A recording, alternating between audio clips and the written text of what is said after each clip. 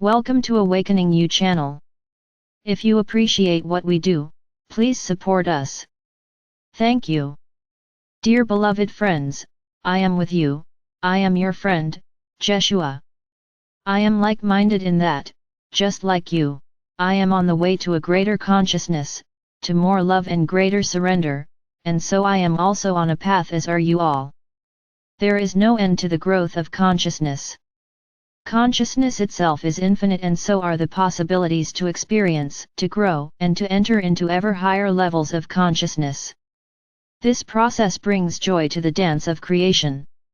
Part of life itself is exploring new possibilities and the creativity that goes with it, the urge toward the new, to growth and expansion.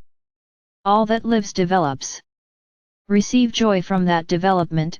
Joy is its natural state. However, on Earth, humans try to curb the life within themselves. They do not trust in the moving flow of life.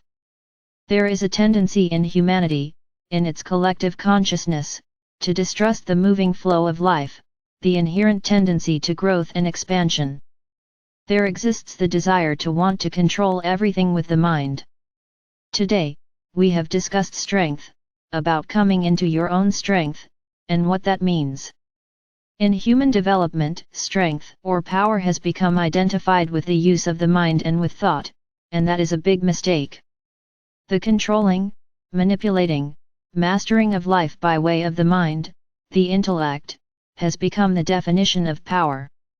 You can see, as you look around you, how much we know and can produce. You can see our skills everywhere, and how we can even manipulate the human body.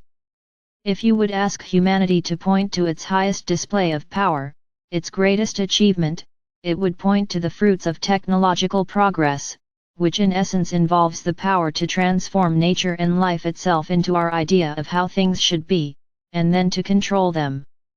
But, strangely enough, when you do that, you take the life out of life. You kill it, so you can arrange and restructure it to your own concepts, those of your mind. In its essence, this movement toward arranging and structuring life is born out of fear. It is the fear of not daring to move along on the great movements of life which are associated with the changing of the seasons, with birth and death, a child growing up, the blossoming of sexuality, the dance between man and woman.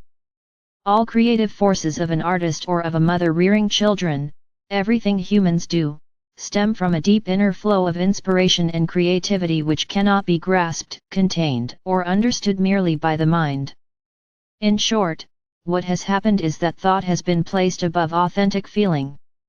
By authentic feeling, I mean following your inspiration, following the flow of life as it naturally would evolve. There is a false picture of what power means. Power is usually defined as having power over, in order to be able to master everything in a masculine way, and that is not power in the true sense of the word.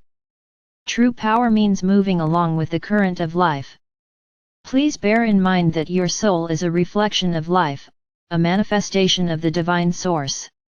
If you see life, with a capital L, as a current that permeates everything and is present in everything, the life that moves, grows, and forms boundaries, that moves from the undifferentiated to the differentiated, then the soul is that part of life which belongs to you.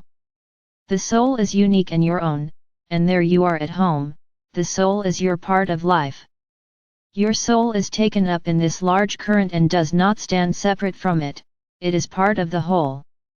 Yet your soul is unique, a distinct being that makes you who you are. The soul wants to develop itself just as life develops, knows, and understands itself. And especially, the soul desires to experience, to their depth, all the feelings that are to be had. The soul is not selective and wants both the dark and the light. The soul is very curious and wants to know, to experience, and to arrive at understanding, which is why an individual soul on its way through life always seeks extremes. In one life, this might happen more than in another, in one incarnation more than in another, but a unique soul can, and has to, come to inner growth. It cannot just adapt to the things imposed by human laws. So curiosity and adventurousness belong to you as a soul. What then does power in its full meaning imply? What does it mean to be in your power? I would like to define it as trusting your own soul. And that takes courage, because your soul is different, individual, and unique. This trust in your own soul asks for a radical commitment. You do not compare yourself with what is out there and how other people see it or not see it. You do not allow some law or theory from the past or from outside you to decide what is right for you, but that you truly listen to your inner voice. Feel what moods are moving deep within you. Listen to the waves of that sea and rely on the elemental forces within it. You can also see it this way: when you are in an earthly body, you have to deal with the personality which you have, which feels as if that is who you are. In the past, this was also called the ego.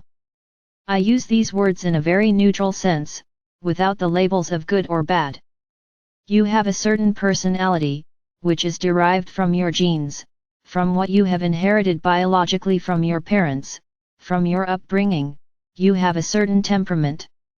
But in the personality also lives fear. A personality wants to save itself, wants to survive. There are all kinds of survival mechanisms in your personality, and that is because the personality has grown up and been raised with anxiety. Fear permeates your society, even if things are now getting better. In addition to a personality, you also have a soul, which is the ultimate source of your existence here, the source of your presence in life. Your soul wants to inspire you and wants to merge with you as an earthly personality. Your soul desires to grow through your personality, to extend itself and to experience all things. But if your personality has the upper hand, and you merely think and act from your personality, thus from the fear and pain of the past, then your soul does not have enough room for free play. I define power as surrendering to your soul, making space for your soul, and so for a force, a wave, or movement which cannot be controlled with your personality. Your personality wants to control, wants to know, understand, organize, and, above all, wants predictability and safety.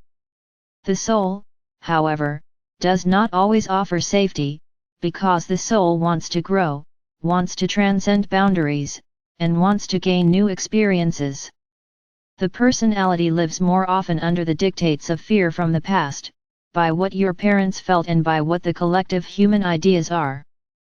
So there is always a tension between the personality and the soul, the old and the new, but coming into your power means surrendering to the new, the power of the soul.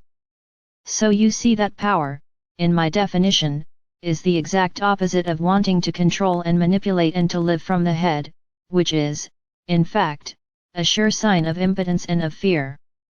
To move along with the soul requires a lot of courage, a letting go of certainties. But that kind of surrender, which is sometimes precipitated by a crisis, that kind of letting go is coming into your power. The first step then is to listen to your soul and to find out what really moves you. What do you really feel inside? You have been taught all kinds of ideas about how things should be, how things have to be, what can and cannot be done, and those voices can dominate, thereby veiling the voice of the soul. So the first step to living from your soul and coming into your power is your awareness of the difference between what you think you need and what you really desire deep inside.